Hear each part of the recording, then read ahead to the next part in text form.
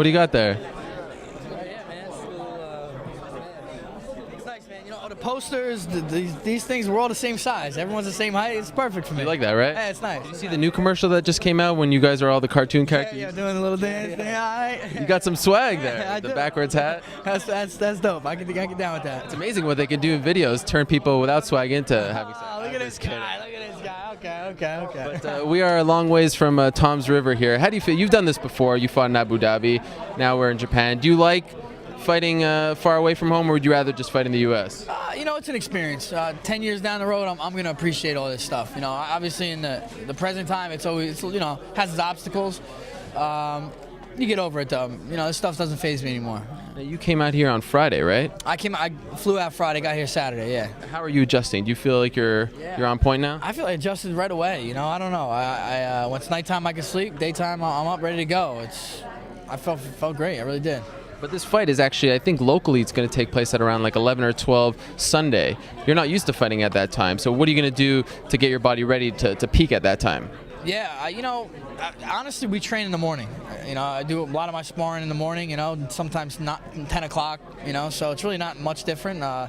Just have to get up a little early, get my blow in, and then go to the arena. I think once, you know, I grew up wrestling, you know, my whole life, and you have to get up at 6 in the morning sometimes and you know, weigh in and wrestle, you know, that early. So you adjust, man. Once you're in the zone, ready to compete, you forget what time it is.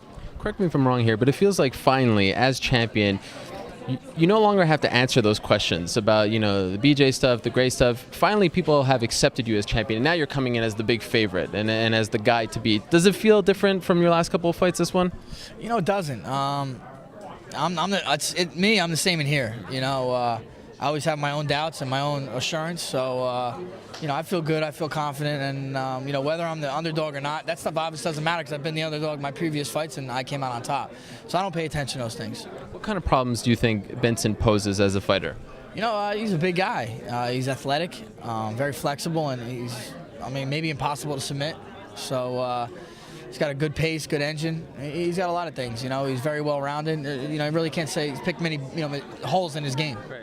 Do you see any glaring hole in it? He told us that the hole that he thought in your game, that you leave yourself open. You know, you were rocked by Gray Maynard a few times. That's what he thinks is your biggest hole in terms of striking. Do you have any holes in his game that you'd like to exploit? Yeah, you know, I'll be honest, man. I really don't see many holes. You know, so a lot of that stuff. I don't know if he's fought guys like me, really, per se. You know, he's tried to compare me to Clay a little bit. You know, we move a lot. You know, I think, you know, sometimes you see holes when they happen, and that's how I'm going to have to approach it. How has the media here treated you? You're the big champion coming over from the United States.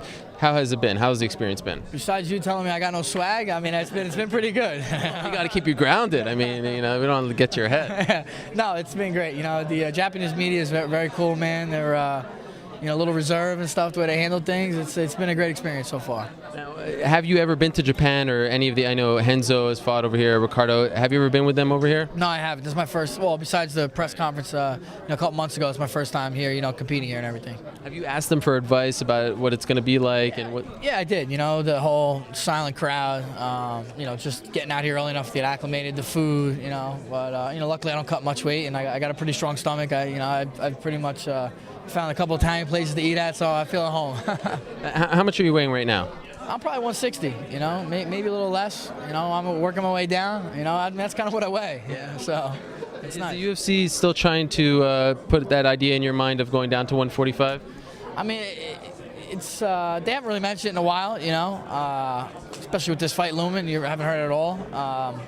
Is it a possibility? I mean, yeah, it's no secret I can make the weight, so we'll see. It's an intriguing option for me and for the UFC. But if you had it your way, you'd rather not. You'd rather just stay at 155. I don't know. You know, right now, yeah. Right now, I want to stay at 155. I want to defend my title.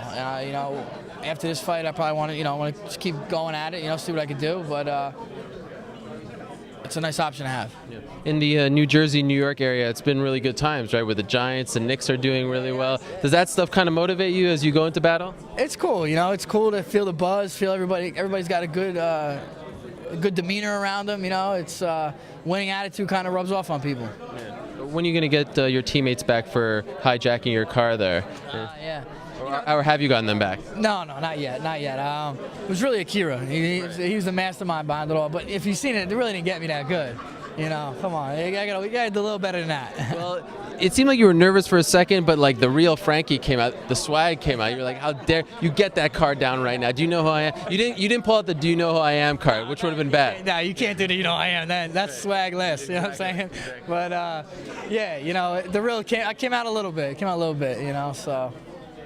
Will you get it back? Oh, yeah, I will. It's got to be something good.